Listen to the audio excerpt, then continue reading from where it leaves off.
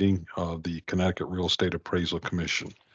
Hope everyone had a happy and healthy 4th of July holiday. And we are, this is a reminder, this is our only meeting for the summer, as we typically take August off unless there is a very, very urgent matter. And at the moment, I'm not aware of any. So our next meeting will be in September. You can call in. Okay, so yes, we're on the phone. So reviewing the minutes from June 12th. Are there any edits or additions, subtractions, or anything needed to be done with the minutes from June the 12th? I would like to ask a question for June 12th. Hold on. Norris, you said that the 1244 and 1245 was from Las Vegas? Las Vegas Expo, right? No, because I think I sent that to you in error, because 1244, AAL 1244 and 1245 was day 1 and day 2 Valuation Expo, but it was in Nashville both days.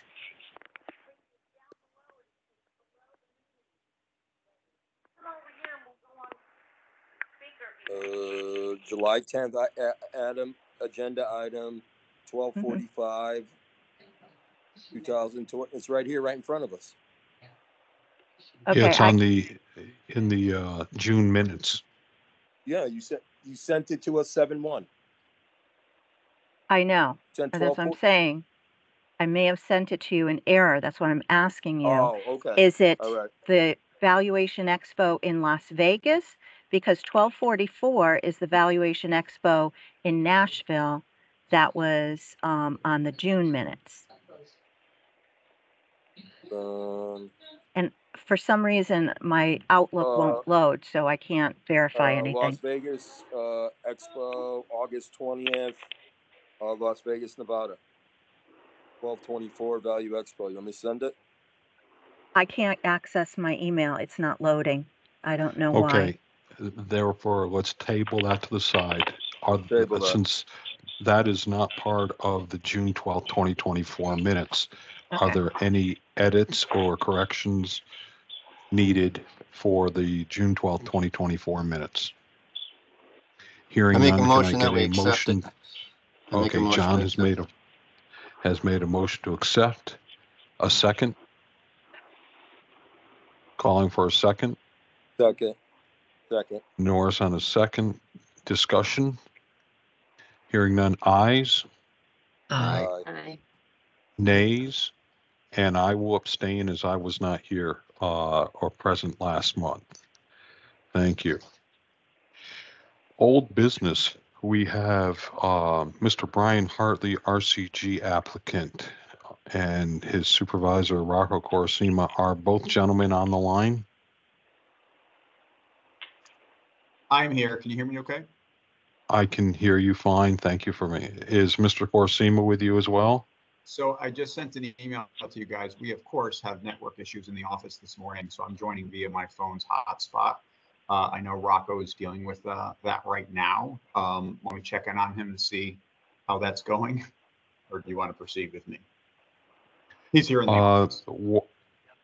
Okay. Well, let's start. Start with you, so we're moving right along here, and that is no negative. For the record, I need you to state your name, spell out your last name, and give your address of employment for the record. Sure. My name is Brian Hartley. Hartley is Hartley. You said place of employment address? Yes, please. That's 35 Cold Springs Road in Rocky Hill. Very good. Thank you. We have, just so you know, that we will be asking some questions, and we'll try to have it all wrapped up in about a 20-minute time frame, so you understand. I, as the acting chairman, can ask questions, but only votes if in the event there's a tie, just to make you aware of the ground rules. So Does anyone want to start asking questions, or do you want me to dive right in from my notes? Jerry, why don't you go first and then I'll follow up. Okay, very good. Mr. Hartley, I reviewed some of your reports that you had put forth here, and I'm just taking a look at your May 18th, 2023 report. I have notes. I don't have the report in front of me here at 11-15 Phelps Way in Willington. You're Okay. aware of that report? Yes. Okay. What percentage of this work represents your involvement? The vast majority. I mean, by this stage, this is 23. The way Rocco and I would typically work is, you know, I would be doing the absolute most of the work that I possibly could and just pestering him with questions as they came up. In the case of this report specifically, which obviously involved a DCF and a multi-tenant retail office situation, I think most of the help that I would have asked of him would have pertained to the kind of DCF component of it. Okay. Which leads me into the next question. How did you arrive at how did you arrive at your 2.5 expense growth rate forecast? I mean, given it's obviously one of several inputs that's going into, you know, your expectations going forward, and given the interest rate and inflation environment at the time, you know, we often rely on, or at least consult, the PwC surveys that are put out. That's kind of one of the you know, the main sort of go-tos for us when we're looking projecting out as sort of how others in the investment community are doing their own projections.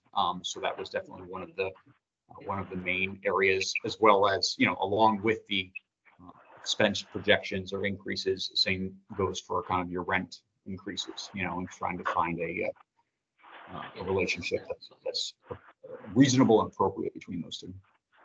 Okay. Mr. Hartley, could you just hang on a second?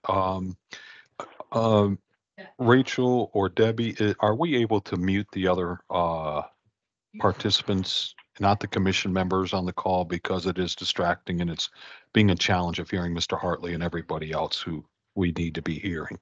If I that could be understand. done, I appreciate it. Thank you.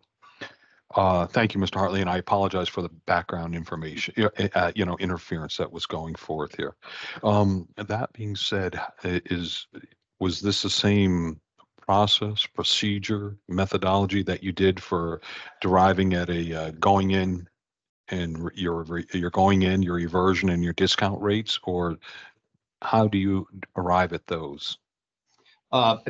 Yes, to the first part of the question, PwC is the report, is a you know, a resource that we at least consult for sort of you know, to get some indication of kind of where the investment community. Of course, you know, we have to, you know, take those into consideration with what the report, what those survey results are really referring to. A lot of times it's a national survey, so that needs to be, you know, taken into context when we're talking about something specific to, in our case, Connecticut.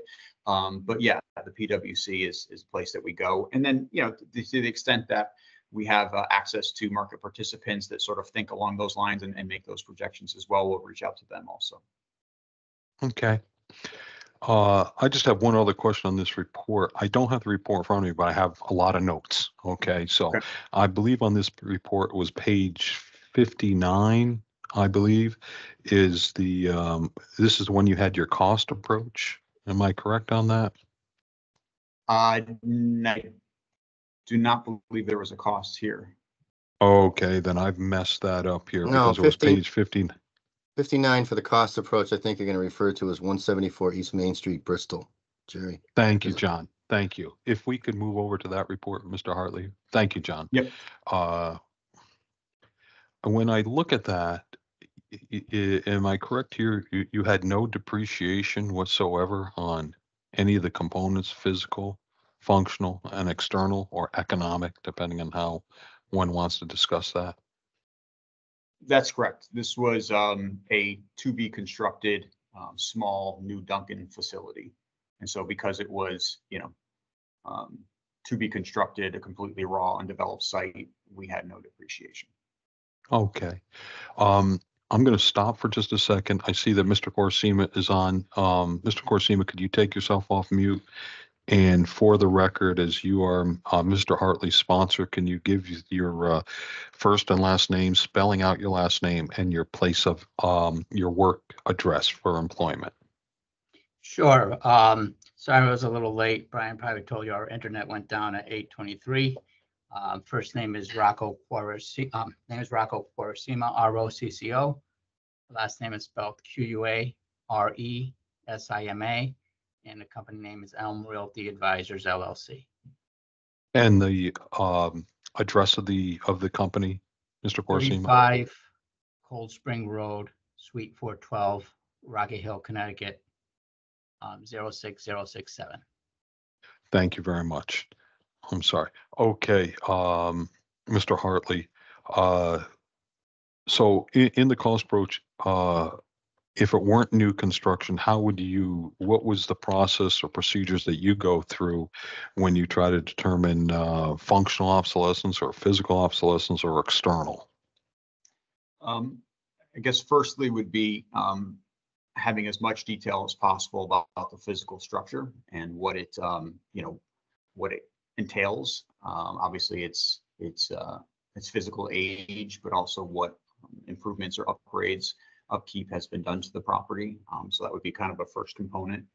And then, functionally, all the kind of design elements of the structure itself, and whether it has issues that would require some level of depreciation. And then, Okay. the surrounding areas and, access and linkages and things of that nature. Okay. Thank you. I don't want to dominate. I have other questions. Other members of the commission, feel free to jump in with questions if you'd like with Mr. Hartley at the moment. Do you have any questions, Jerry? Any more questions on this 174 East Main, Bristol? I do not now at the moment here, John. I just have two wrap-up questions at the end. Go ahead, folks. So, hi, Brian. I'm John Galvin.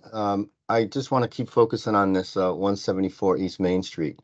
In the zoning section, I don't see anything referencing that if this thing is approved. I may have missed it in the report if you said it somewhere else, but I don't see any comment that you indicated that this was approved by Bristol zoning, or if it was in the process of being approved, or the likelihood of being approved, or anything like that. Did you have that somewhere else in the report? Did I miss that? I do believe it is somewhere else. I can scramble to find it. It was an approved facility. I do know that. This was an owner actually who had developed and operated several other Dunkins in the same town, and this was just another of his developments. But it was approved. So I'm going to make a suggestion to you going forward, because I realize, as appraisers, it's a process. And but I also noticed in 1189 Hartford Turnpike, I didn't see the same thing. So my suggestion going forward is, if you have any kind of new construction, when a lot of time your client doesn't know the property, even if it's a lender or whatever, my suggestion is that you actually put a section and talk about the approval process. If it was approved, there was any issues, if there was any variances required, any special features required by the town, which may end up being a cost that are not being able to be recaptured from the resale or the rent of the property, and i.e. can then become super adequate features, which is a form of functional obsolescence that Jerry mentioned. So Mr. Rasmussen mentioned. So I going forward, I think you just make that note. And then in your cost approach, you use the Marshall valuation, you come up with 572,505. And yet you say there's a budget amount of 847, which is the owner's cost, excluding soft costs. And then you automatically jump adding an entrepreneurial profit, which I understand, and you come to the 1,071,745. Yet the Marshall, you only come up with 572,505. And then you make a jump and just rely on the owners with no explanation. To me, I just going forward, I went back and looked at your cost reports, and I'm not here to criticize or anything like that, but I think you should go back, and when you have something that's far apart in a report, you need to explain it. All right. You need to explain to your client why or find out why. And just going through, there was a couple things that just jumped out at me. For instance, you used only 114,750 for site work in your Marshall, yet the owner has down 212,910. And if you look at your site plan, there's a heck of a lot of paving in there, and there's no indication of how much paving is. And paving alone now is at 325, 375 a square foot, maybe $4 a square foot, depending with that particular shape and curbing. So, you know, going forward, when you have that much disparity between the two, you really need to stop and look at. I understand what you did, and it was, to me, it was acceptable and everything like that. And then the same thing, look at your costs too, because there's a line item in there for specialties in the actual costs. And, you know, USPAP requires us to identify personal property separately from the real estate. And I didn't see anything in here really saying anything breaking out the personal property, such as the cooler or anything like that, that could have been built into that cost approach. Okay. Now I realize though some of those things transfer with the real estate on the sales comparison approach, but in the sales comparison approach, you do your best to try to identify them. But I understand in fast food, it's hard to confirm. So I have no more questions on this report, Jerry. If you have more on this one, I do have one on, No, I do have a couple on 22 and then 189 Hartford Turnpike. feel free, John. All right, on 22 Craftsman Turnpike, I realize this is a newer construction property. So I kind of just have basically three things. I notice all your adjustments are upward, right? And I understand you get in the trap.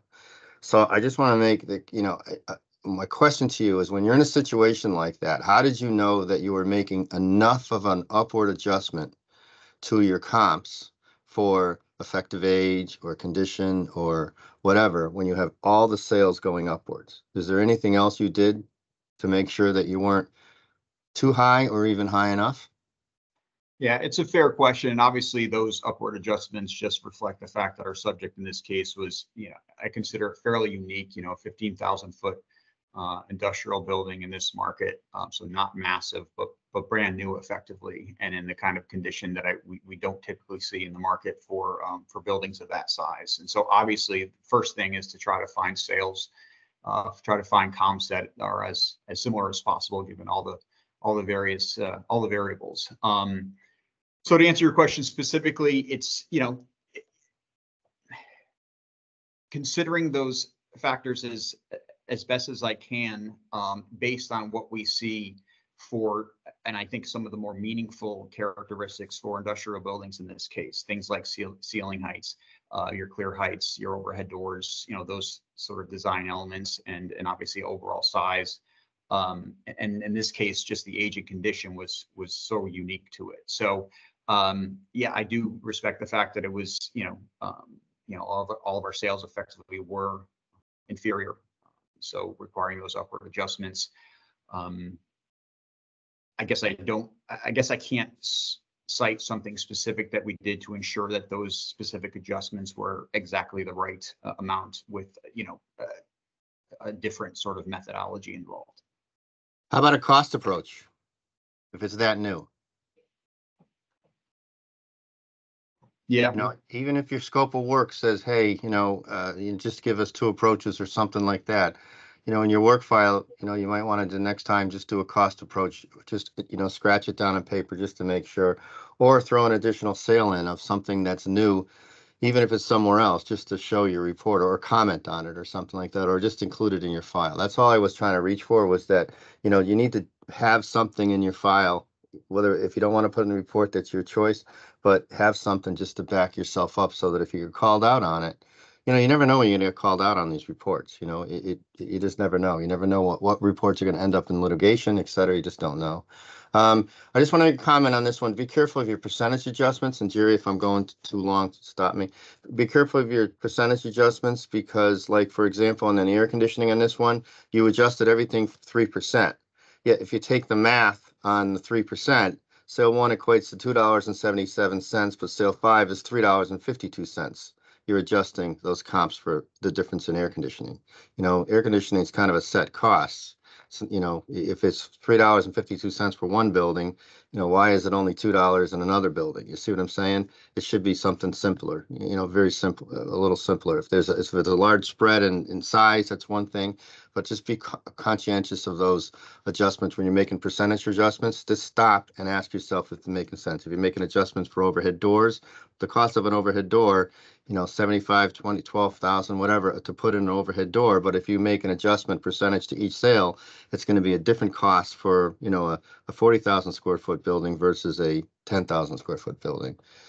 And the last thing on this, I just want to make a comment for, just be careful. You made a 5% adjustment for occupancy rate, yet, you know, because it was vacant. You know, I mean, this subject is owner occupied. Most owner occupants are going to be buying a building that's vacant. I know you're kind of stuck in there and you're trying to find some stuff, but and maybe there was a reason, but there was no comment in the sale or anything that really justified making that 5% adjustment. I'm sure there was in your say, so I'm not going to go in there, but in the future, if you're making those adjustments, just put a little bit more of a comment, whether it be in the remarks of the sale or something, so that you're consistent, because it's an above the line adjustment. So you're going to be using that 5% in every sale, every time you use that sale going forward. And you don't want to be using it in this sale because it makes sense for this property this time, and then the next property you're appraising, not exclude it because it's an above the line adjustment. It should be the same for every time you use that sale. And then, okay. Response to that one. You're referring to sale one, obviously, Yeah, right? With, yeah. you can see. So I do have a note in the economic characteristics. Yeah, I saw that. From there. Okay.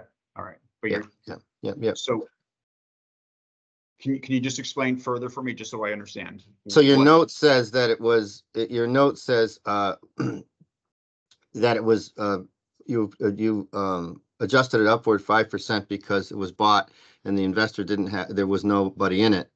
And the investor took some time to get or got a tenant by the time of the closing. So the question is that when most owner users buy what your other sales were buying, those buildings were vacant too. So why do you have an adjustment for sale one for 5% for being vacancy when there's no adjustment for the other sales? Because they were vacant too, even though they were immediately owner occupied. No, because this sale, this sale could have been bought by an owner user. It could have been bought by an owner. No, but how do you know, why was it discounted? Would the seller, I'm not arguing with you, but in this case, if the seller was discounting at 5% because he was selling it to an investor, or why would the seller lower his price in a market like this when there's a shortage of inventory? You see what I'm saying? I'm not arguing whether you did the adjustment right or not. I'm just saying that you need to have more of an explanation than what you did. Okay? Just you could get, all right. Now on the 1189 Hartford Turnpike, it took me a little bit going through that report to understand that there was an existing building there and they were expanding it. So I just wanted to throw out that, we have standard one, which is the appraisal process. Standard two is the communication of the appraisal process. All right. So sometimes we just blinders on. Sometimes we get blinders on and we write and it makes sense to us.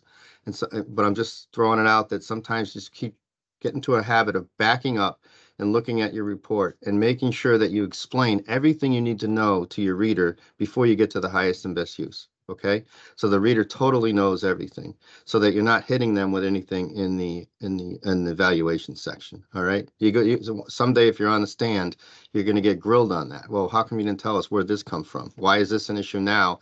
And why didn't you say something before? You said before there was no functional issues, and yet now I'm just throwing these out as examples. And now you start making an adjustment for a functional issue that you didn't talk about. Okay, and a lot of times appraisers get caught up in this because what happens is they focus on the valuation first instead of right in the front of the report. And I kind of sense that a little bit. I'm not sure if you're doing that, but if you're doing that, I suggest to back up and start practicing writing the front of your reports first and then do the valuation and then read them before you actually get into it. That's it. The only other thing is it was the question on that. I have no question on that. So can I ask a question? Yeah, go ahead.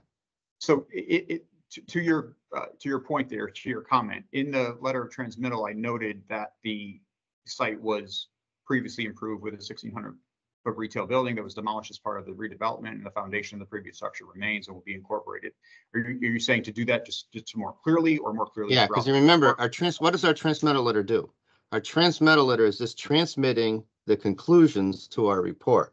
Our report actually starts right after the transmittal letter, right? That's our report.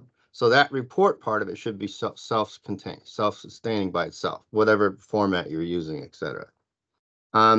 And then the only comment I have about this one, again, the zoning of section was that I didn't see the approval, but you said it was complete, 450,000. The total value you came up with the cost was 1,450,000, and you said that 450,000 was complete. And just throwing this out on the table because I've done construction. We've done a lot of construction inspections over the years. And my suggestion is going forward, you make sure you have more support for that, whether it come from the contractor, whether they actually have their sheets that they give you and show you what they've actually completed, something a little bit with more support on that. So you don't get caught. The lender turns around and lends another $1 million or 800,000 on this, and the guy walks away. And believe it or not, in 89, 90, that happened a lot around the country in the savings and loan crisis, and a lot of appraisers got in trouble. So I'm just throwing that out on appraiser. I knew an appraiser who lost his job because he showed up at the job and the HVACs were sitting there, but they weren't installed. And as soon as he left, the truck took the HVACs back to the distributor. So my point is just try to be a little more conscientious when you're actually coming up with a percentage of completion and have more support. It doesn't have to necessarily be in the report. It can be in your work file, but make sure you have it. That's all. Otherwise, I thought the reports were pretty good. Very good. Any questions from other members of the commission? Hearing none, Mr. Hartley, I just want to ask one question here, and I wanted to wait to the end here. Are you a history teacher? Do I read that correctly in your qualifications at the Newington High School? So in my other life, the first half, I am currently still in education. The first half of my 25-year career was as a history teacher, and the second half has been as a library media specialist. Okay, so you are doing this job while also working for the Newington school system? That's correct. Yes, that's why it's taken me the full 6 years to get to this point. Well, I'll just speak personally for a moment. You know what? I'm going to hold it until we're done with the vote. Are there any other questions? Hearing none, do I have a motion? I make a motion that we accept Brian Hartley's work samples. Okay. Do I have a second? Second. Second by Second. Jen. Thank you. Any discussion, question amongst members of the commission? Hearing none, I'll call the vote. Ayes? Aye. Nays? Abstentions? Mr. Hartley, congratulations. And let Thank me you. also say this on a personal note. Over the years, members of this commission will sit and listen to more excuses from the dog ate the homework to, the tornado hitting Texas, but we're up in Connecticut and couldn't do this or that. But for you to be working full time in the education system and to do this at the same time, I applaud you. And it is candidly, in my opinion, refreshing that you had that can-do spirit. So I wish you nothing but the very best in your career moving forward. Thank you. I appreciate it. Debbie will let you know the process and procedures from here. Okay, so we keep you moving forward, and we look forward to seeing you in the industry. I wish you a very good day and a good summer. Thanks very much. Thank you. Next on the agenda, we have number 2 under old business, Austin Kingsbury, RCR applicant. Is Mr. Kingsbury with us? Yes, sir, I'm here. Okay, very good. Thank you, sir. Is your sponsor with us as well?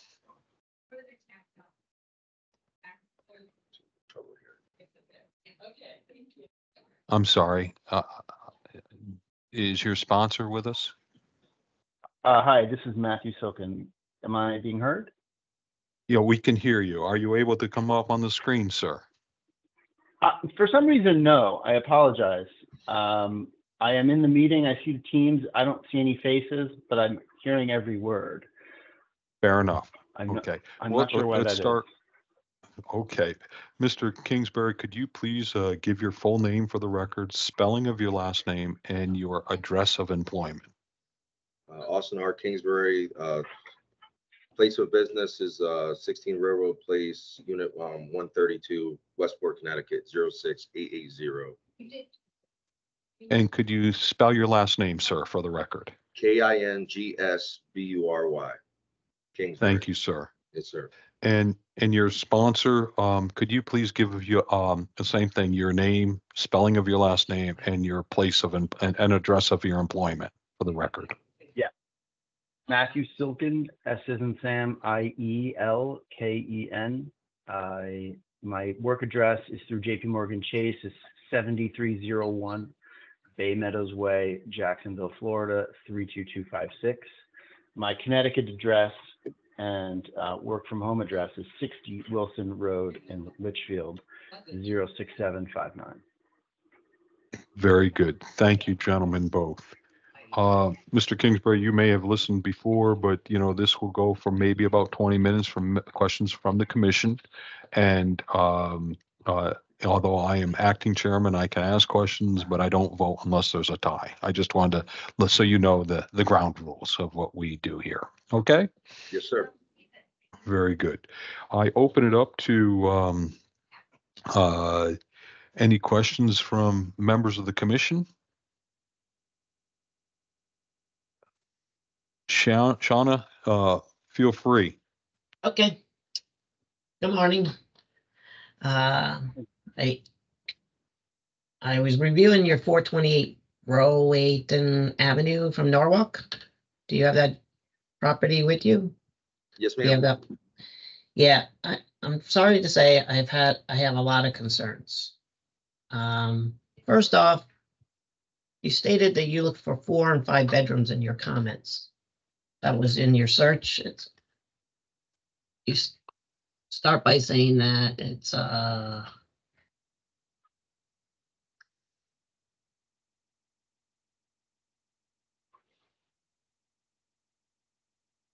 under your comparable search criteria, again with all 4 and 5 bedroom single family dwellings. You see that? I do. This was a report that was already previously submitted. When I went last month, there was no questions upon the sales comparison approach. Yeah. So, but I had a chance to review it, so now I have lots of questions. So, you say 4 or 5 bedrooms. Your subject property is 3 bedrooms. Why would you look for 4 and 5 bedrooms?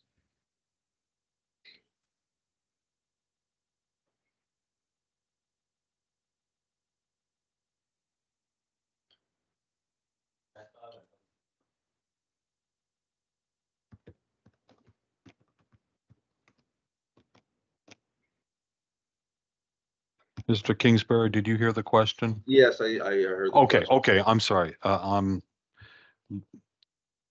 It's my end that sometimes I'm not hearing things, so my apologies.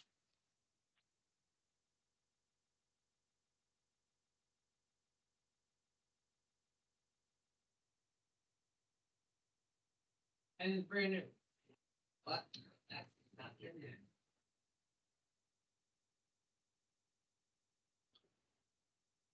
That's right. Yeah, the subject was a 5. The subject was a 5 bedroom.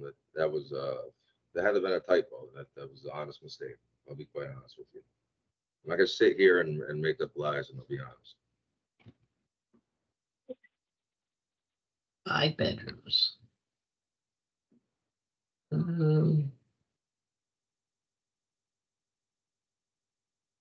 Shauna, can I just jump in a question on that Sure, report go as ahead. well? Yeah. Okay. Mr. Kingsbury, you have a land value of $410,000, Yes. which is approximately 35% of the cost of your entire cost approach. Is that typical in this market? Rowayton is a little different market within Norwalk, but is that typical what land is going for Based on as the a sales, percentage? yes, sir. Based on the sales available, that's what the value I came out to, sir. Okay. No, I understand. To be I just, quite honest generally with you. speaking, with the run up on things and so forth. I didn't know if, as we've seen land years ago, be it 25%, then 30%, years happen to come out to 35%. I didn't know if that's what you've been typically seeing. Well, every report's a case by case basis. I don't want to arbitrarily just say that it's 35%. Based on the sales I found, that's Mhm. the value I came out to, sir. Okay, thank you. Sean, And go was ahead. I'm that sorry. land value sales? Is that land value sales, or what kind of sales are you analyzing to come up with that? Yes, that's an addendum portion for the support of the opinion of site value with an addendum. Yeah, so what property did you look at? What land sale did you look at? There's 71 Crooked Trail in Norwalk, Connecticut, and then there's also 17 Possum Lane in Norwalk, Connecticut. Okay. I was just following up on Jerry's. Getting back to the report, my next concern is the comps you picked, none of them are really near the living square footage, the gross living area. You have a 2,200, a 2,300, much smaller. And this row is very long. So 34. even though it has, Vanderbilt, even though it has, 34. even though it has the same street name, there are comps closer that are bigger, and I'm not sure why you wouldn't have taken them. Which sales did you find closer? 7 Auburn Street. Why did you not use 7 Auburn Street?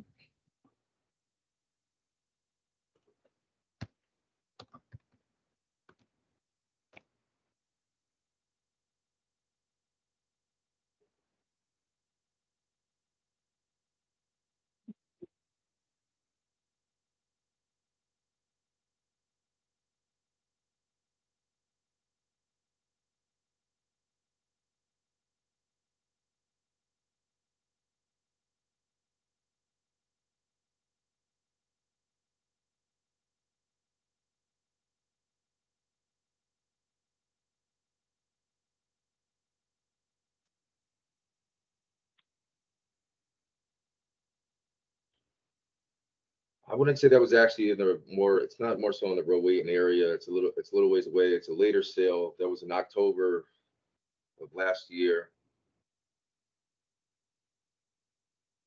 But I can understand what you're saying. The square footage is the square footage. I understand. much closer. I would just interject if I could. Also, just some clarification on the initial question. But I think when we go to the criteria and the results of the report, that sale, is pretty clearly out of the row 8 and specific area. Right.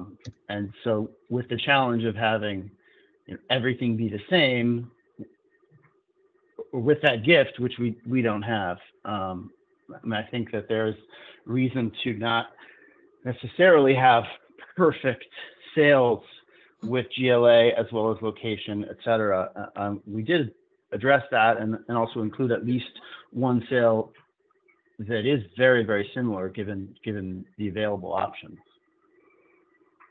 Well, size is very big determination. Obviously, location as well. And this property is not very far at all. I have a map that I'm looking at, and it is in the same general neighborhood. I did find one on the other side of the highway as well, and I could see why you wouldn't have used one like that. But you have to include a sale that's somewhat similar to that size when you have them. And then instead of going beyond Fannie Mae's recommendations of guidelines of going down these properties that are much smaller. Okay, can we talk about comparable to? How would you evaluate that? Comparable to? I do have questions. You didn't make no adjustment for a basement. This has no basement. Properties with no basement have some impact. Why would you not make an adjustment for a no basement? It didn't appear really to me, and I would like to hear from Austin as well, but in this specific case, it doesn't appear that there's one supported. In the addendum portion, it states, adjustments basements are supported for finished area supported at $50 per square foot for finished area over 500 square feet. And at the time of the appraisal, we didn't find that there was adjustment needed for any unfinished basement area. I'm not talking about an unfinished. I'm talking about no basement.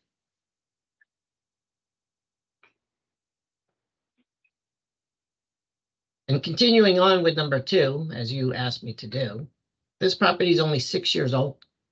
I know you made a comment that age doesn't seem to matter. A 6-year-old home and a 60-year-old home certainly would have a difference. People would not be looking at the same market. And then the last one on that one is the lot size is about a third, and you only made a $14,000 adjustment when you say the land is worth $410,000 in that neighborhood, and then you only make a minor adjustment for land size. It all doesn't make sense to me. Sorry.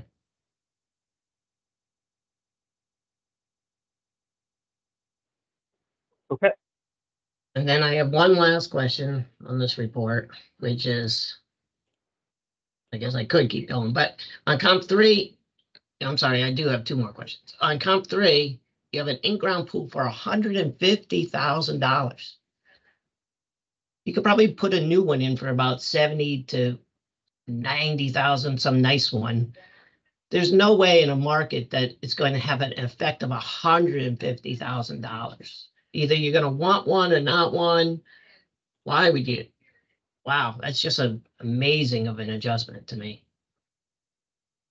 How did you come up with $150,000?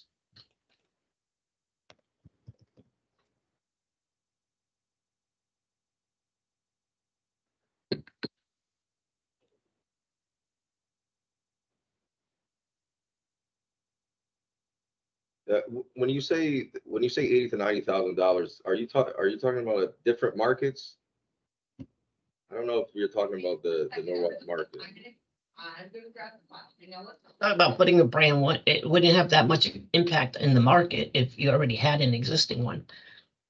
Most of the time, I find people are not going to pay you what it costs. They're going to give you something for an in-ground pool, but they're definitely going to pay you what it actually costs to put it. What's a brand new in-ground pool going to cost? Do you have that cost?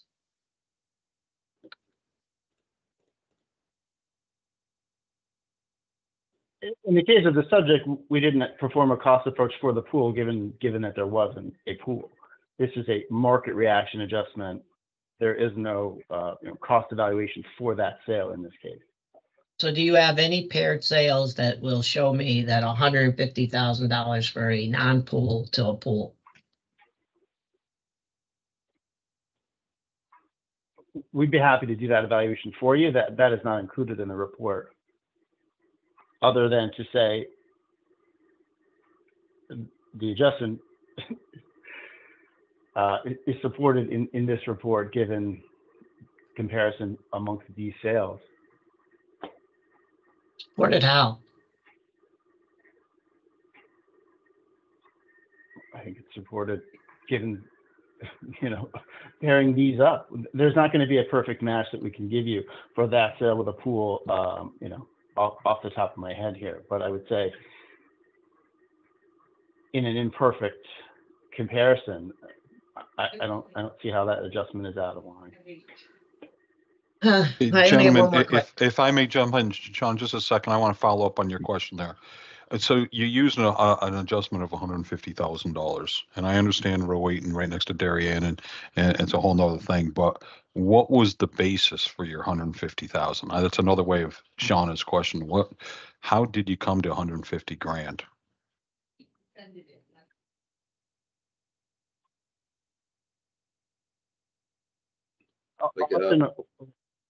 I'm happy to go. I don't want to interrupt. I'm sorry, I can't see, so I don't exactly know where people are. But awareness, of the cost to do the work, all the required permits and approval, and difficulty in doing that if you don't already have that is significant. So it's really a comparison, in the best available, pairing of two sales to come up with that number. So it is a combination of it is a market reaction. It is not a cost adjustment, but that is included in the analysis of the actual adjustment. Okay, thank you. And was Shauna, that go your ahead. I'm adjustment sorry. or Austin's adjustment? Is that your adjustment or Austin's adjustment? I mean, I'm obviously taking full credit for the report as a supervising signature. I take full credit. I wouldn't put that on Austin. Well, did you? My question is, did you put that value on there, or did he?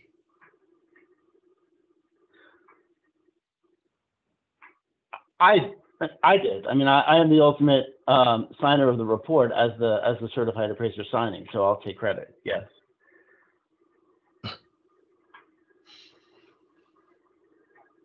All right. Well, my last question, and then I have one comment afterwards, is on comp 4, what is S mod?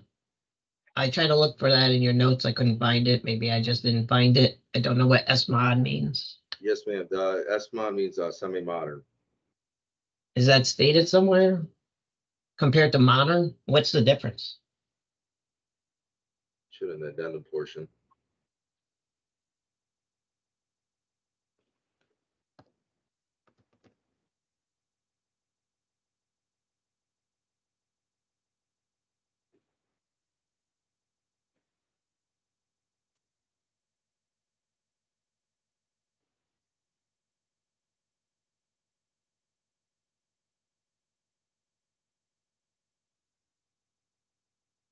No, there's not within the addendum.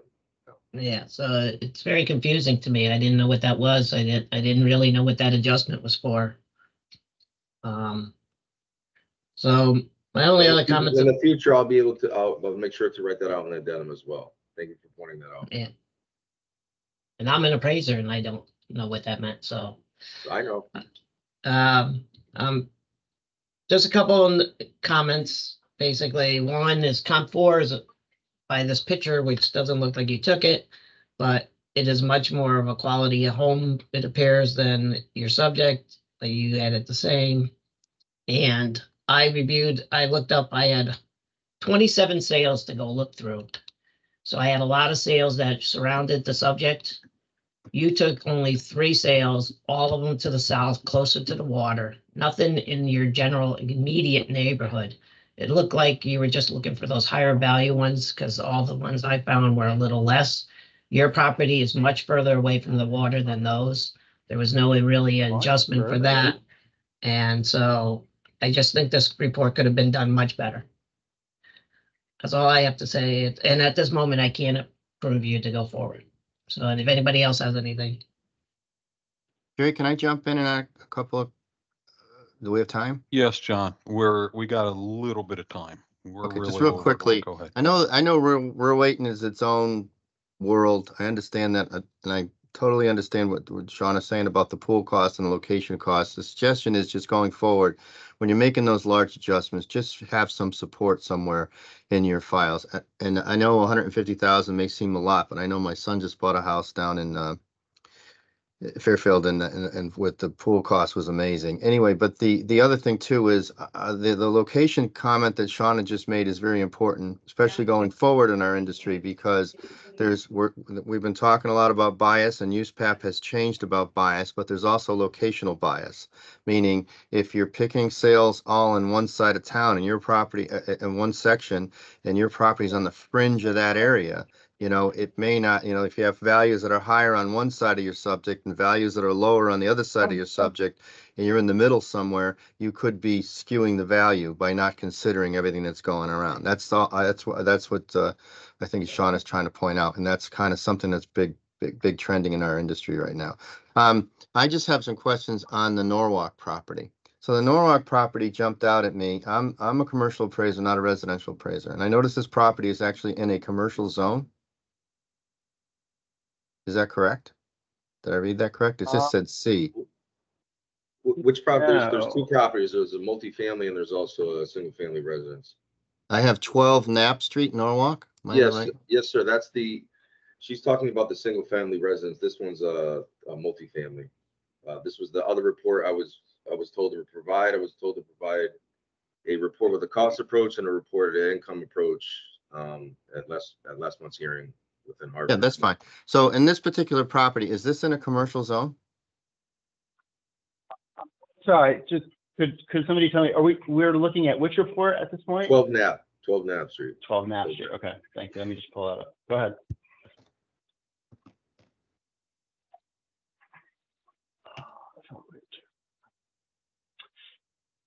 I gotta find it.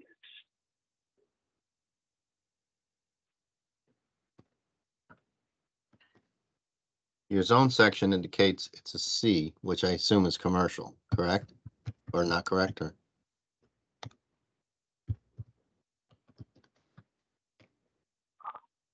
Let's see. specific zoning classification C.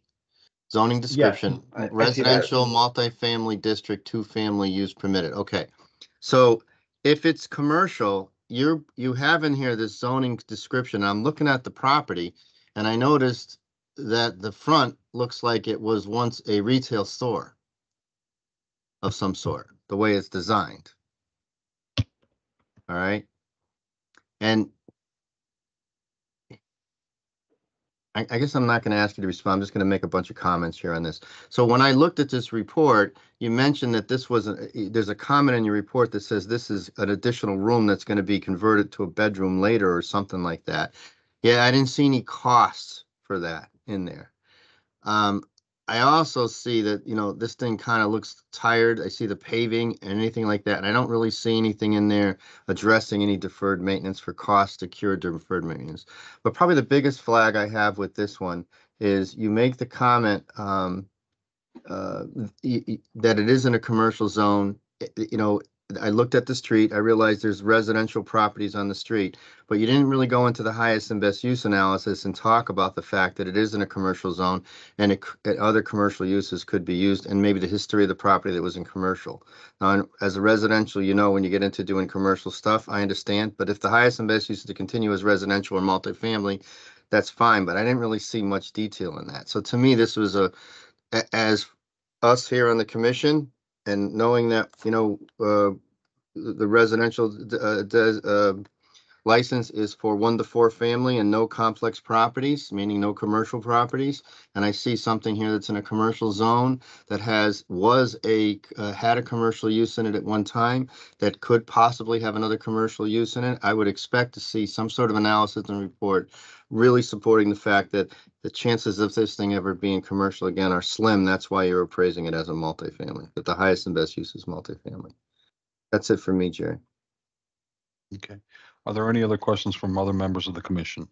The residential zone C is good for two families. It's not notated for commercial. It's just C residence zone. I have it open here on the state website. So you can't use any other commercial uses in there other than 1 to 2 to 3 families. And was it a store? I mean, it certainly looks like it was a store. The history of the property, I can't speak to.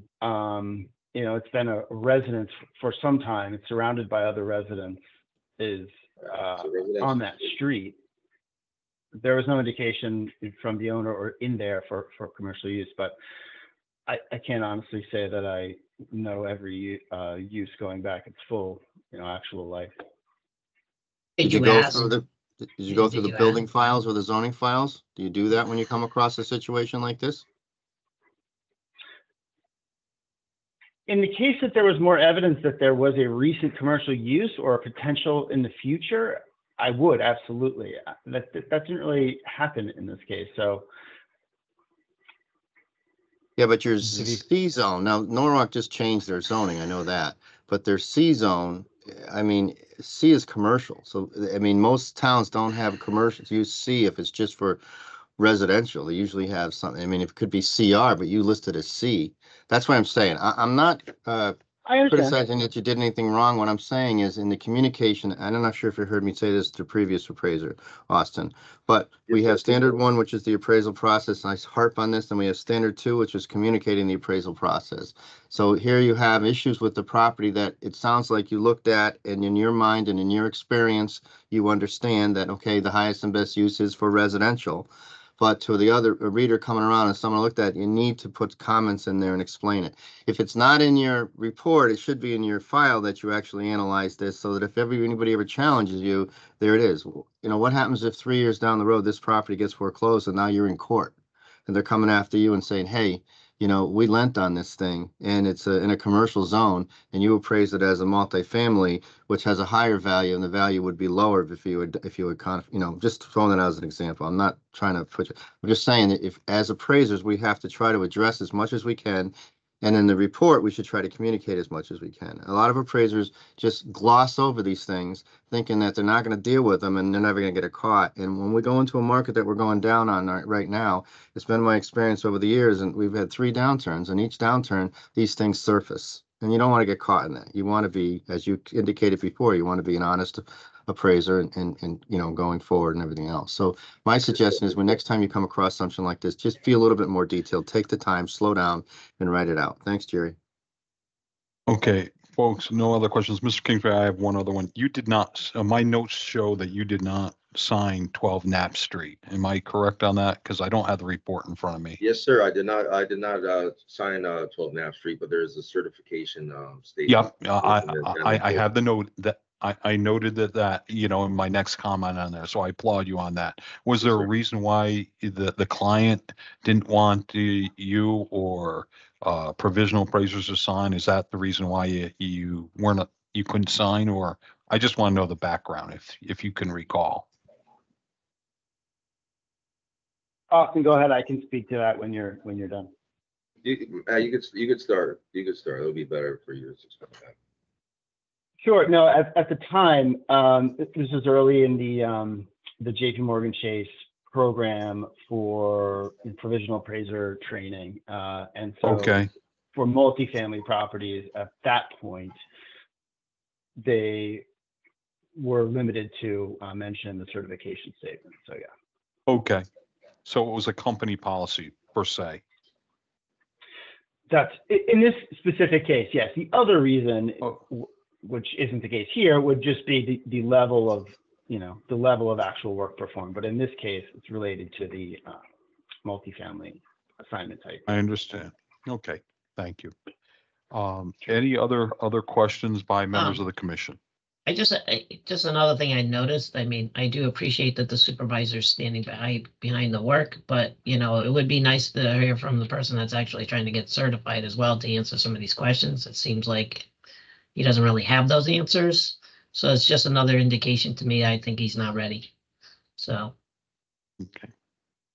I don't know if that's Okay. an indication. I was just saying that I wasn't competent at the time, and within the income report, and it was early on in the training, and that was the truth. So Okay. I'm coming here and I'm being forthcoming and evident and truthful about everything that's been asked upon me at this time. No, there's no doubt that but I'm looking for you to respond more. Mr. Kingsbury, before we go for a motion, is there anything you'd like to say to the commission to be taken into consideration?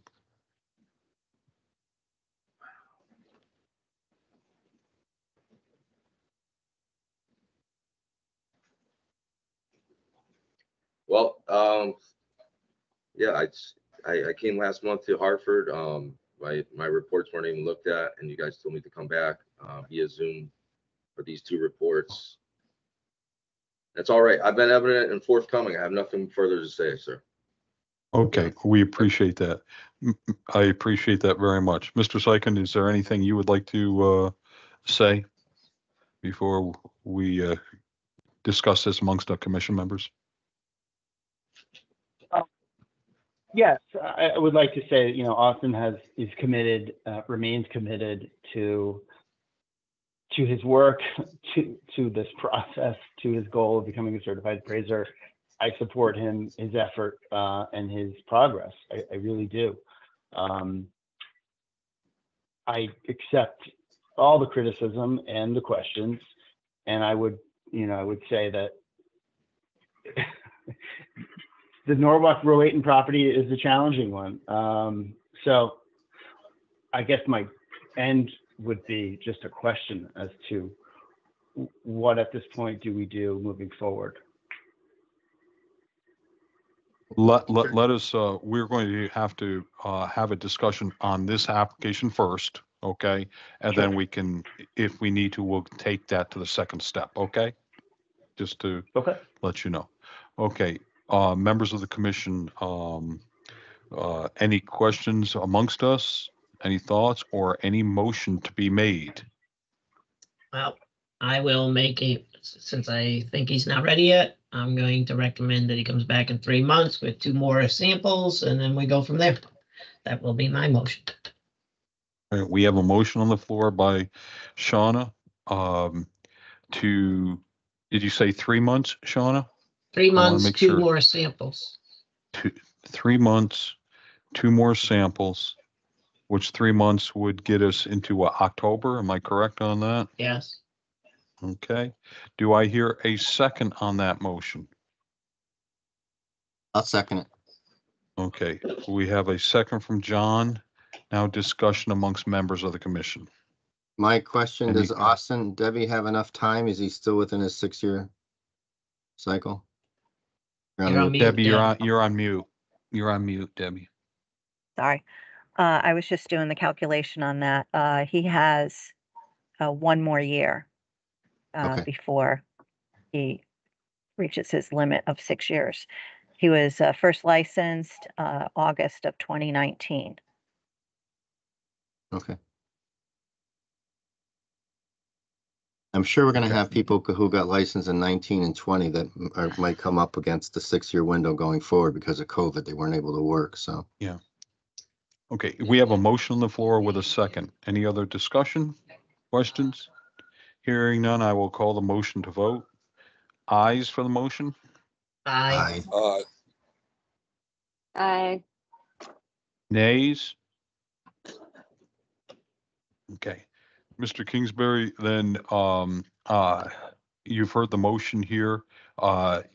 Sykin asked, what the process. I want to make sure, Debbie, that Mr. Kingsbury is put on the agenda for October.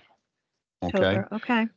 Yep. And, are there suggestions briefly here to help guide Mr. Kingsbury, Mr. Sykin here, so we can help Mr. Kingsbury successfully get over the hurdle here? yeah, I'd like to say, Austin, don't get discouraged. Okay. Our industry is a process. It's a process it's a time process. It takes time and time and time and time. And I sense in your head, you understand the appraisal process. You really do understand the appraisal process. But the problem is communicating that appraisal process. And I noticed you had a little trouble answering some of the questions, coming up with the answers right away. That's part of the communication process. So my suggestion is over the next couple of months, when you're coming up with this appraisal that you're working on, go through the 2 that you're going to pick. We'll let you pick them and let you submit them. And the ones that you submit, make sure you read them out loud to yourself. Make sure that everything is there that you can answer and go through it. Our job here is not to cut you down and stop you. Our job is to encourage you and make sure, because once you get certified, you can hang your own shingle and go. And our job is about public trust. And learning how to communicate is huge in our industry. Being on the phone, answering questions for people calls. Your supervisor obviously handled the questions very well. He's been experienced. I suggest the 2 of you focus on that over the next couple of months and try to have that come out more in your reports. And I think you're going to be fine. Yes, sir. Thank you very much. I thank you for all the criticism today. I'm not discouraged at all. I could tell I'm younger than everybody on the board, and I thank you guys for. Well, I don't know. That's obviously evident, and I don't mean that. I don't mean that to throw away the darts at all. I can understand that you guys are all experienced, and thank you for all the criticism today. I'll see you guys back in 3 months. Thank you for seeing me. Yeah, I would point of echo what John clarification? said, basically to really review those appraisals. So this way, when we are talking about them, you have a thorough understanding at the next meeting. Yes, ma'am. Could I just We're add looking one? forward to, make it very quick, Debbie. I just wanted to add one thing, Austin. It might be helpful if you go back and review some of your course material. USPAP it's really a good guidebook, and it spells out what you're supposed to be commenting on. And that's my suggestion. Yes, ma'am, I will do that. Okay, thank And I- you, and we look forward to seeing you in a few months, okay? Thank you for your time. Can I- Thank you. Cheers. Thank Can I you. ask on the resubmission? I'm sorry to delay, but just for clarifying, the two samples, do you want to see all three approaches or for any specific one? I know initially we came and there was a question on not enough cost approach and no income approach. We've now gone back to where we are, so we want to make sure we submit something that's useful to you. Can you make a recommendation? I would simply say I would like to see that, and I would like to see whatever you think is two of his best work. Okay? What is his best Got it. work? And I would like to see three approaches somewhere. Okay. Okay? Very good. Thank you. Thank you. Next on all business is Joseph Del Toro. Sir, are you with us today? Yes, I'm here. Okay. There you How are you? go. How's Good everyone? morning. And yeah, and your uh, supervisor is with us as well. Is that correct, Mr. Valentine? Yes. Good morning. For the record, Mr. Del Toro, can you please give your name, spelling out of your last name, and your address of employment for the record, please? Yes. Joseph Del Toro, Deltorto, and then the address is 180 North Taylor Avenue, Norwalk, Connecticut. Thank you. Mr. Valentine, for the record, could you give your name, spelling out of your last name, and your address of employment? Sure. Good morning. My name is John Valentine, Valentine, and the address of employment is 180 North Taylor Avenue, Norwalk, Connecticut.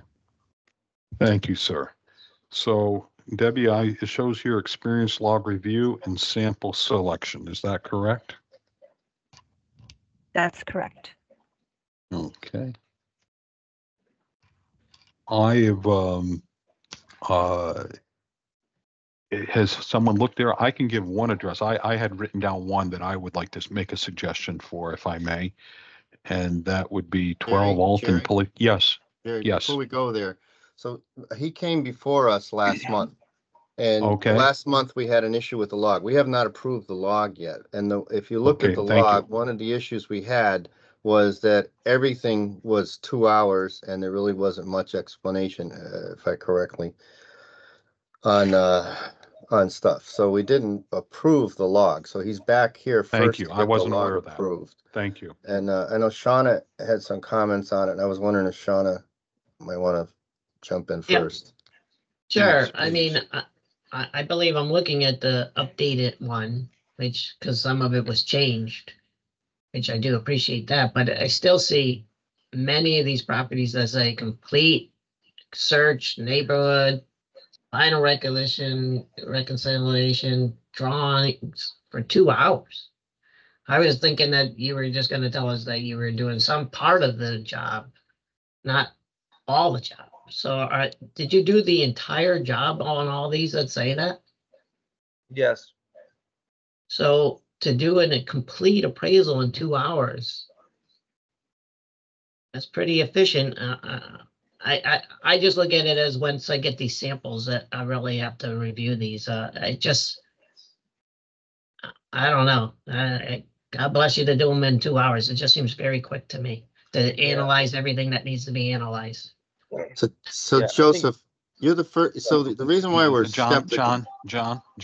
hang on. Mr. Del Toro was going to answer the question first. Oh, no, Go no. ahead, I Mr. was, Del Toro. oh, no, I was going to answer the question. Okay, I'm sorry. No problem. Okay. Mr. Galvin, go ahead. I'm sorry.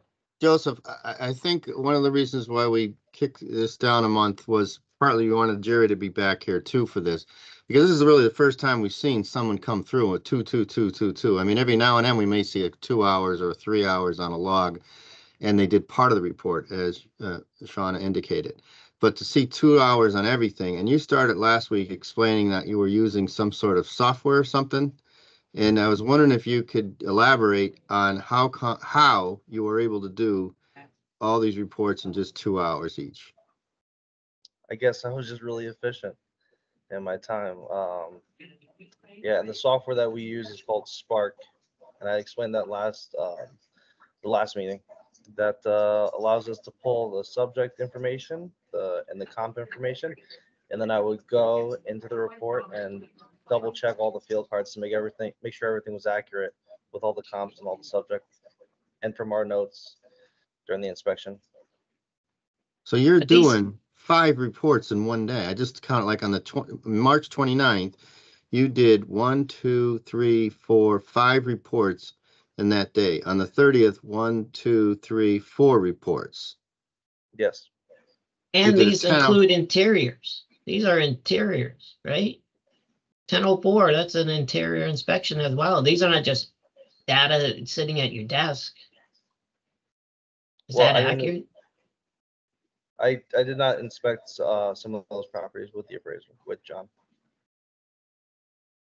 And then Wasn't we'll that say part of that our on the- question though last month? Wasn't that part of what we asked, is that we wanted clarification on what his role was? Because what was stated wasn't necessarily everything that he had done, or am I misremembering? John and Shauna, do you guys No, remember? I thought you're exactly right, Jen. That's what I'm going to be honest. I'm baffled by that. You're able to do. I applaud you if that's what you're doing and the market's accepting your work and everything. That's fantastic. But this is new to us, so you're going to have to be patient with us because, it was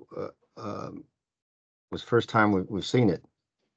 I Can I- think we can have I- two questions that got, Mr. Vanley, two things. Is the outside of that item on the log, are there any other issues with the log?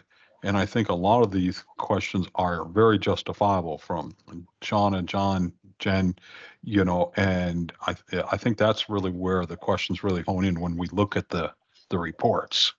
And then, that 2 hour thing really comes into play. That's, we're going down 2 silos at the same time, if you know what I'm saying. Am I missing the boat?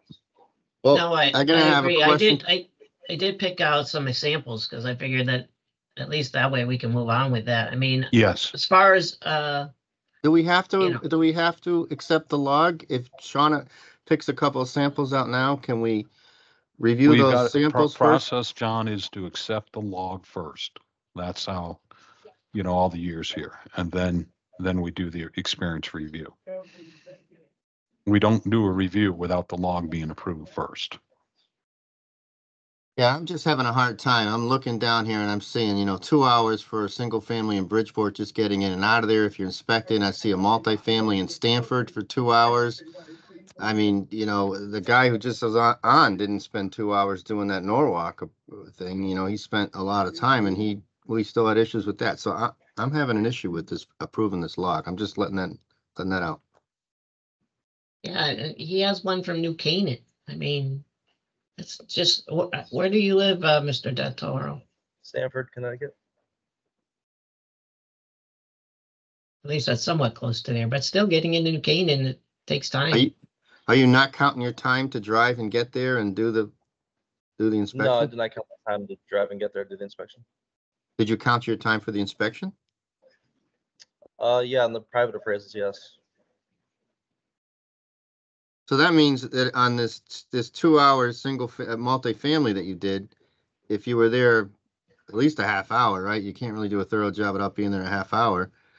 You're only saying you put an hour to do the report? Hour and a half, I mean? Which one was that? I'm just picking 25 Hazel Street, Stanford, which you did in March 30th of 2023. Yes. Yeah, I don't think I did. I did not go along for the inspection on that one. I just was in the office work.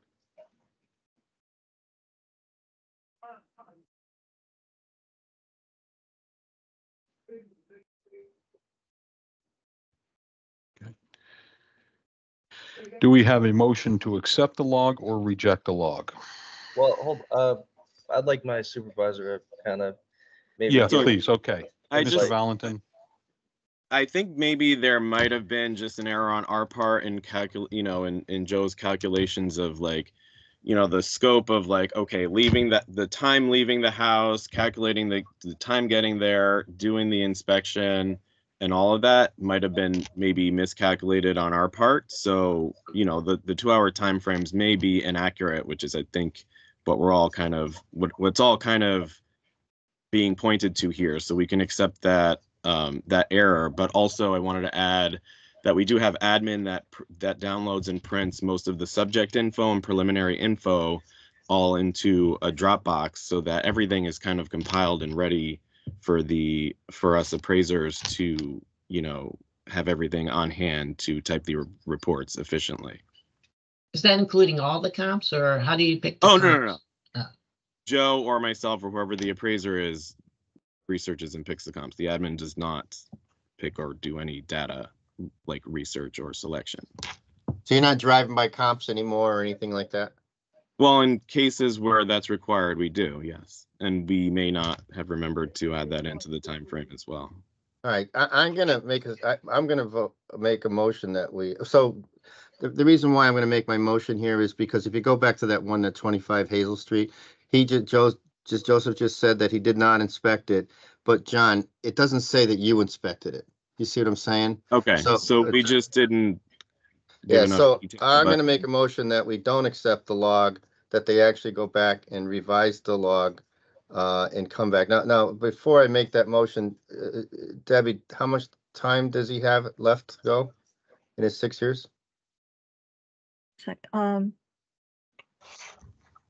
He's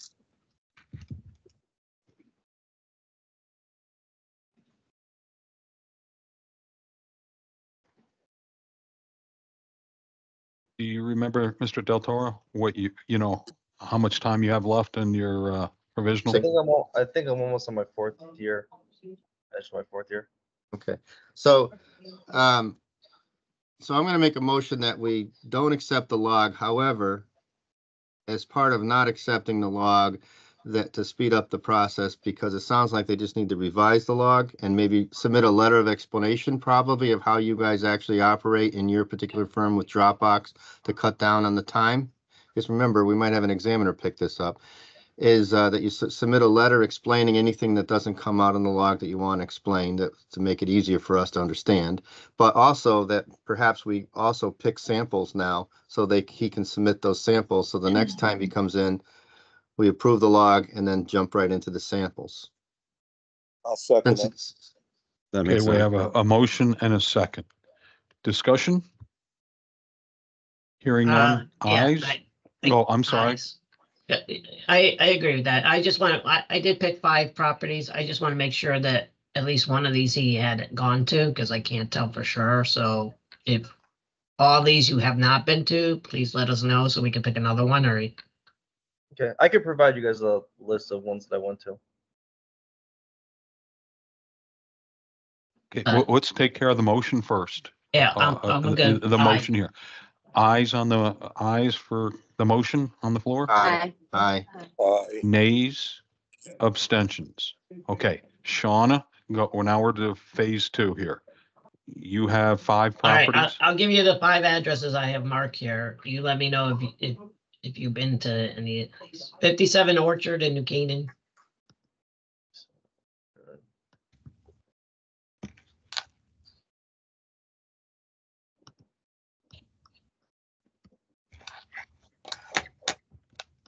To speed up the process, why don't you just give him the 5 and then All right, he can get back to Debbie on that.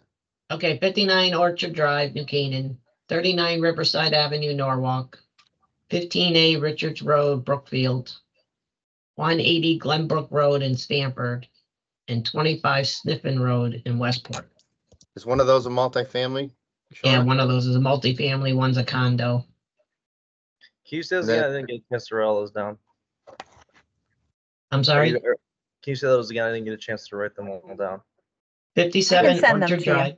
Yeah, Oh, you're gonna send Debbie them? will Yeah, send those. Debbie will send them to Okay. you. Okay. And So- we will then have you on the September agenda. We don't meet in August, folks, Okay. just to let you know. It's the only month we don't meet, okay, So- unless there's inclement weather, okay? So just to clarify, the next meeting, correct the log again, but we're also gonna be doing a review of these reports. Yes. Okay. And is there anything else that I should bring with me to the meeting? You'll make sure your work files are available, and then, Exactly. and then, are we in person on the September, or are we? No, on we're Yes. virtual. Yeah, Or And- in person. in person. In And then- person. Okay. There is And then that. if you I could thought we said odd months virtual, even months in person. Well, think- I thought we It's said every that other. last year, but then there was some confusion because you're off in August. So Right. what would you like in September? I guess that's it. Your I- choice. That was my understanding. I would like to I'm good do- either way. I always I would like like to do in-person ones, virtual but in I'm good either September, way. because that means October we're in person, November is virtual, and then December we're in person at year end, because we always seem to have bigger year end stuff. Good point. Jerry, you're the call on that. Virtual will be in September, Okay. All right. okay? And then also, I think Debbie, can you send all of this in an email to me, all the things that you guys want me to provide too? So I don't forget anything this time. I will. And John, as the supervisor, if you can just summarize after the log, your process that you indicated, putting stuff in Dropbox and stuff like that, I find that's very efficient. I do remember that's how firms used to do it, without the technology they have now. So, they have people collect the comps and stuff like that. I don't have any problem with that. I just want to make sure we understand it so we can understand his hours. That's all. Yeah, so I want to ask, just some more questions about the log to make sure. So we are going to go in and revise some of the timeframes, because I think we didn't have the correct perception of what to include in the amount of time. And I think that was our mistake, and then didn't really get that clear in the last meeting that Joe was at, because I wasn't there as well. So we're going to revise the timeframes in the log as much as possible. Do you want us to go through every single line of the log, revising every time? There's like over 2,500 entries, or? Yeah, do the can best, because remember, someone else picks this up, the examiner picks up, and they look at this and say, how come you guys did this and that? We have to explain it. So if you can do that, and also just review, like Sean has said, which ones he inspected, which ones he didn't, which ones you did. We're trying to just make sure that he understands the appraisal process and he's ready to go. And the log is what leads up to how he got there. So when we're picking samples, we're doing it. So it's all kind of correlated, but as Jerry mentioned, it's part of the process. So we have to approve this first. And if there's a flag here and we just approve it, and now there's a flag, an issue with reviewing his samples, which we haven't seen yet, hopefully not, then that's where, Yeah, Okay. I mean, he's definitely had a full experience of inspection training and report writing, like 100%, in his time with me. I mean, you could see just by the volume of work that we do, he's had an intense experience. So we'll go through and revise the timeframes, because I think we just kind of got that a little bit wrong. And it sounds like the second thing that's most important is to very clearly indicate in the log which ones he actually inspected with me or independently, and differentiate that. Is that correct? Yes, because I'm Yes. gonna be honest. Even if you so if you look at that, I'm just focusing on that. What was that date? It was on the 29th, where you did the March 29th. You did 5 reports. Well, 5 reports times 2 is 10 hours. If you come back and say I'm just having a hard time that I'm not having a hard time that he worked 10 hours. That's normal for an appraiser, right? That's a slow day.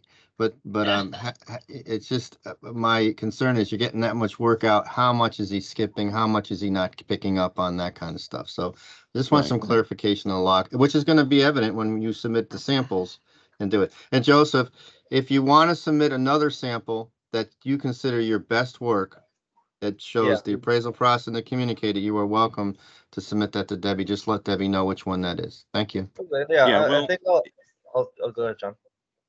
We'll make sure that one of the samples that we submit at the very least is one that he personally inspected and did the entire process A to Z. But Thank you very much. Speaking of your, speaking on the day with the 5 reports, that would be probably most likely a day where I did the inspections independently and he worked on the reports with me as well. Very good. Thank you. All right. Thank you. We'll see you in September. Awesome. Thank you. Have a nice day, everyone. Thank you. Thank you. Bye. Okay, folks, that takes care of the old business. Just to let you know, I'm sitting at the Orlando airport. I got 13 minutes before I board on a plane. Okay, so before we get into new business, I want to make sure we get through. Debbie, I know Vicky's not here. Anything on legal we need to do or DCP investigations? Can you give a summary of those areas? You are on mute. You are on mute. Sorry. We did send out I opened 140 cases from the CE audit. Of those that we found did not submit their CE. We've got all back except for 35 we're waiting, but we still have a few more days until the 15th. That's when the deadline is. Many of those that submitted to this point did complete their CE.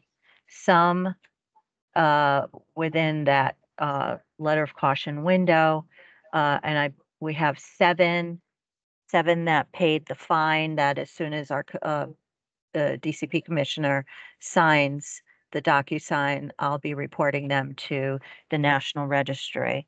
So we have 5 days after that once I close it, but I need his signature before I can close. And one will be contesting the fee, so he'll probably be on the agenda for September. Okay. Oh, and Shauna, your case, although it's not technically closed because we're waiting for a piece of mail to add to the file to close it, but we did send that individual a cease and desist. So if anything comes back, if you hear of anything, please make me aware of it because, yeah, okay. Great.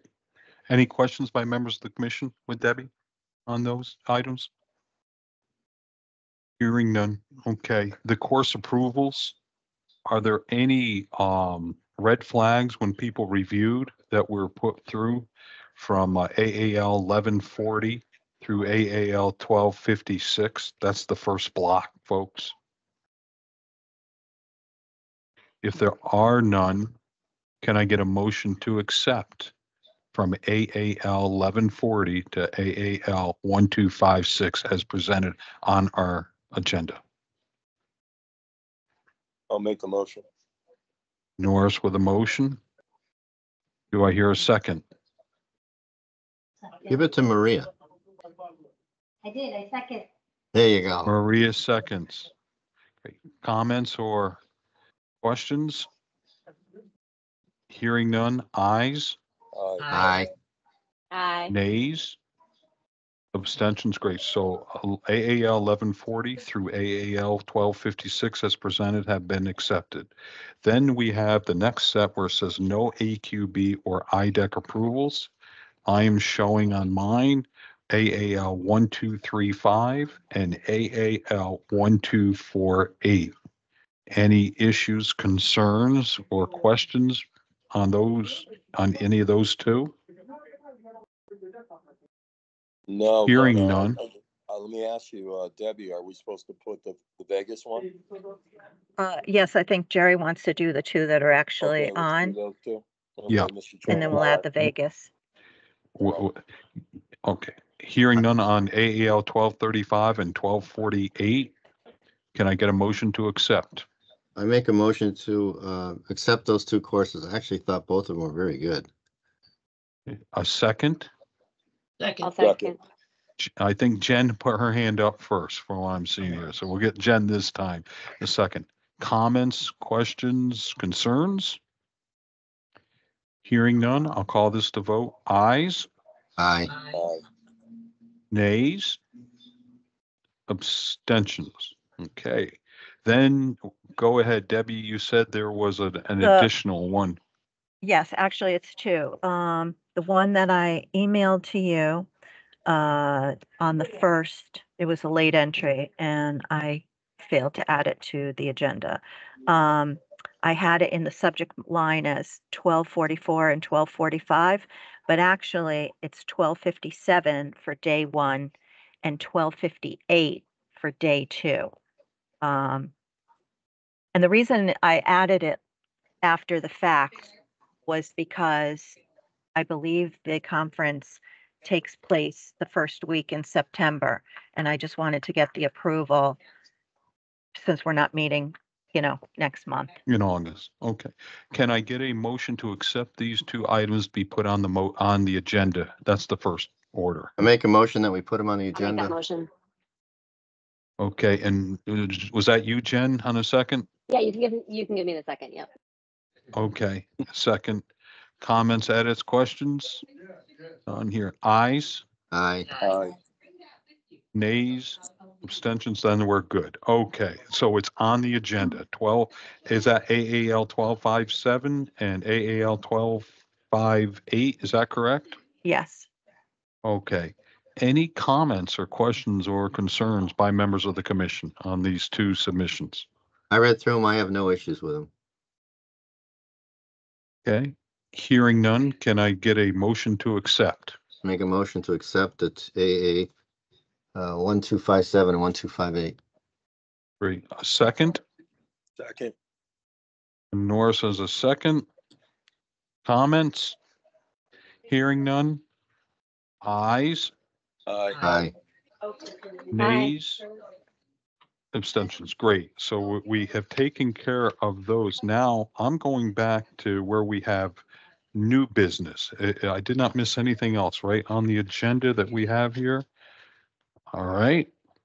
Under new business, I see Sarah Parente, RCR applicant, experience log review, sample selections. Is Ms. Parente with us today? Second call is Ms. Parente. Are you available? I don't see her online. Okay. Then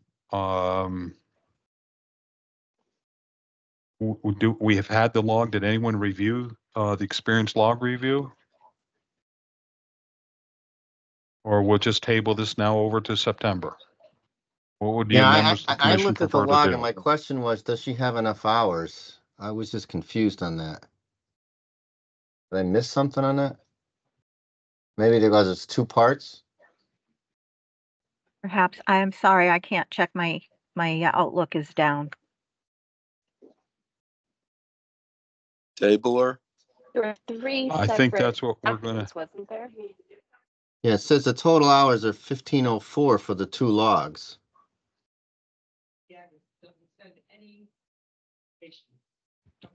And she's going for an RCR, which is 1500.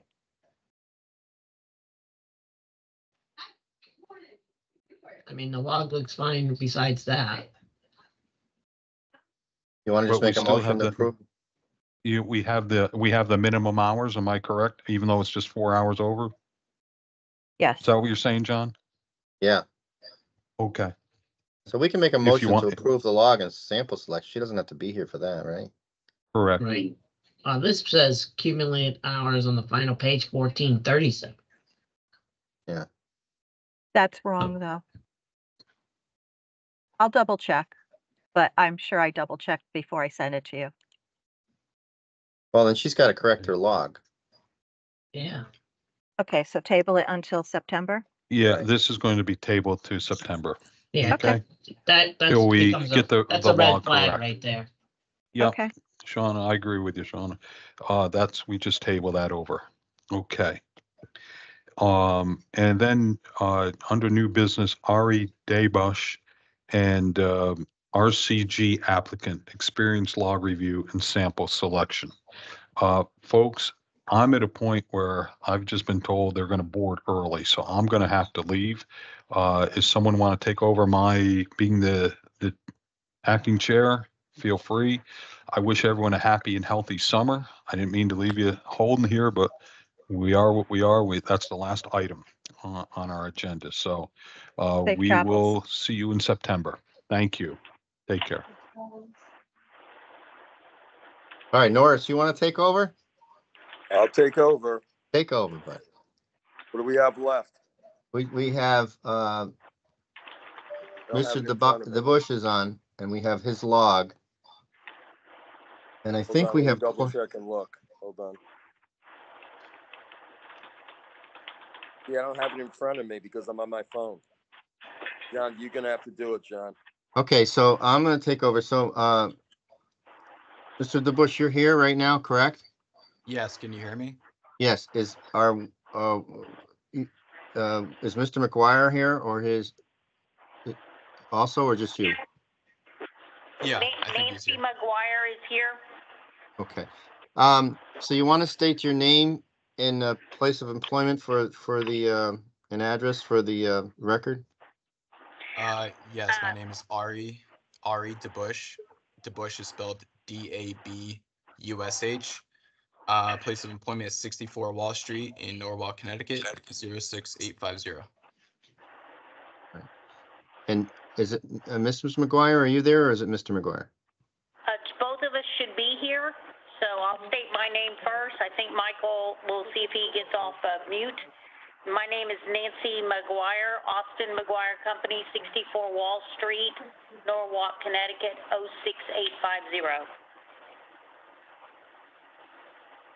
06850. And both of you guys are the supervisor of Ari, right?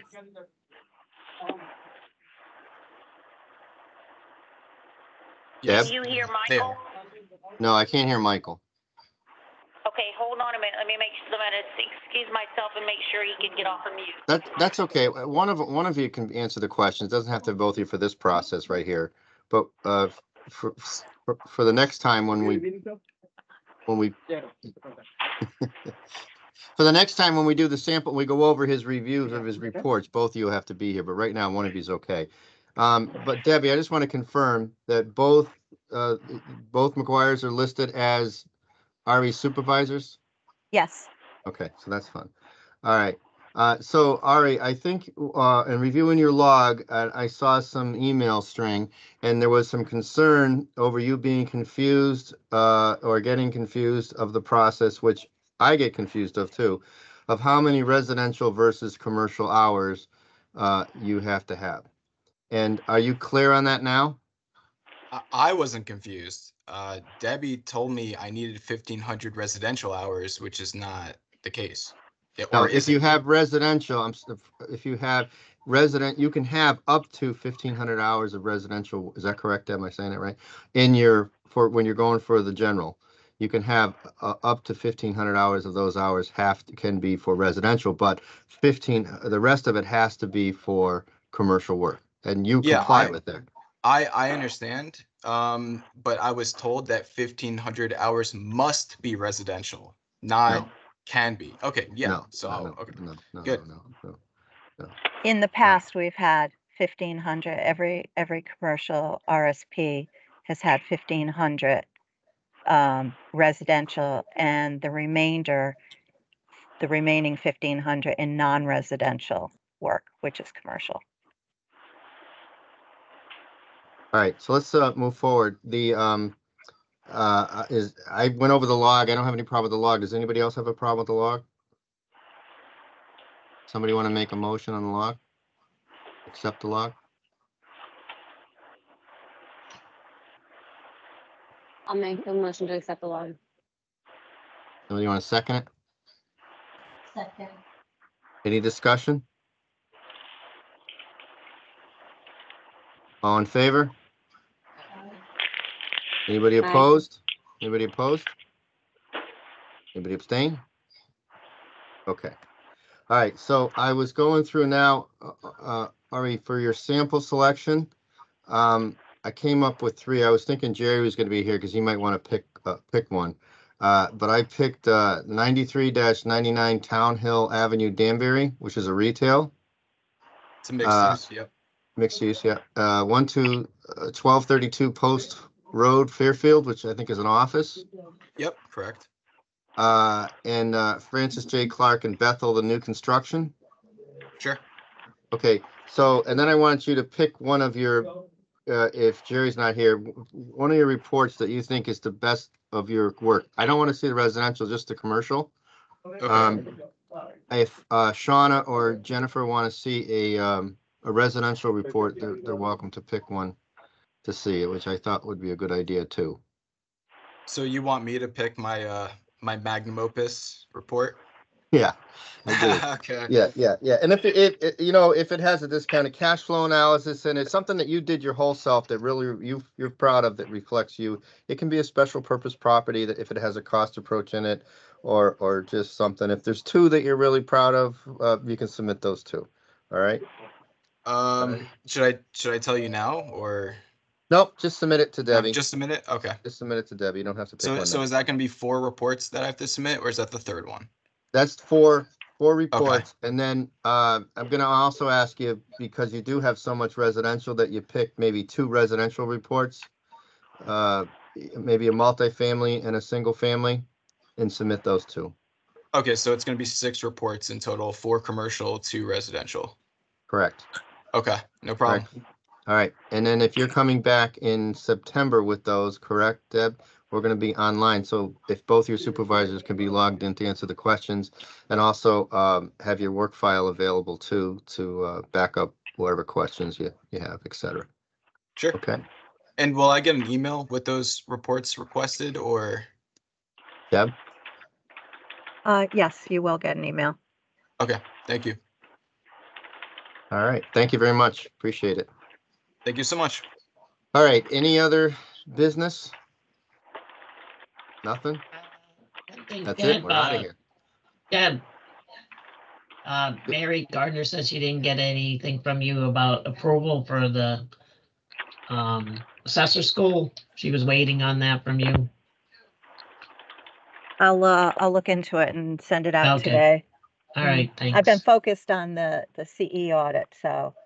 Yeah, no worries. I just figured I'd mention it. She said something. And Jackie Bouchane has her hand up. Yeah, before we get to Jackie, with just one other thing that we discussed last month that we were going to postpone, and that was the discussion on whether we should have a somebody with appraisal experience submit it with each course.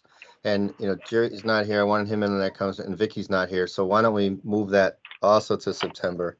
And yep, it's already on there. And then continue that. So now we go to any other comments from the public. Jackie? Go quick, guys. I got to go. Everybody right. Take care.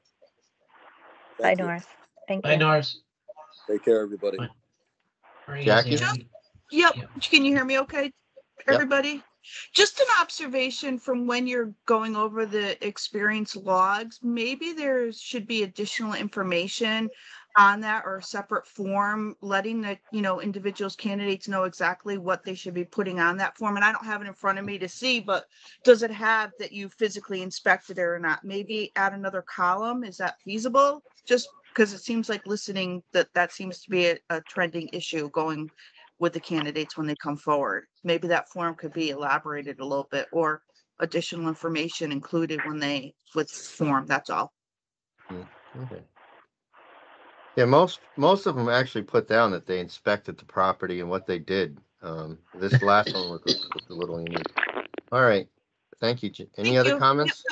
No, thank you. It's just, over the years, that's a common theme that I seem to be hearing. So that's why I just thought it might be easier than, having to have them redo their forms, etc. Thank you. It might be prudent for us to have a conversation about this, about the log, the format of the log, Deb, at some point, because I know we have what AQB recommends. We have something on our website, and I know even my crew here has gotten confused on finding a log and what to put on it. So, and we've had a couple that have been submitted over the years that definitely thought they were doing the right thing and they weren't. So maybe we had to look into that and to see if there's actually a template up there that we accept that would be just easier for everybody in Connecticut. I've been giving them, when they get approved as RSPs, I've been sending them the AQB, the 2018 that we currently follow. And that has a sample of the headings for a log. Yeah. It doesn't say on the log whether they inspected it or not, but it should say in the report if they inspected. But we can easily add another column. I do have a template of that AQB that it's just a Word document that they can print and add the total hours to the page and then grand total and sign it at the last page. But actually, when my email is working, when the Outlook is working, I can email you a copy of that. So Yeah, you can because I'm see. also wondering if maybe we should include that a little bit more specific on that in the law module, where we talk about the supervisor role, et cetera, because I don't think we actually do that. So, No, all right. there's plans for that. We have a whole list of things that we want to beef up for the supervisor role because it just seems that of late there's been some disconnect in the communication between the two. Right. All right. Any other business? New business? Any other comments from anybody? No. Okay. Somebody want to make a motion to? I'll make a motion to adjourn. Jen seconded. All in Yes, favor? I did. Aye. Aye. All right. Thank you, everybody. Everyone enjoy the rest of your summer. Yeah, sounds good. See you online in September. Online in September. All right, All right. thanks. Bye-bye, everybody.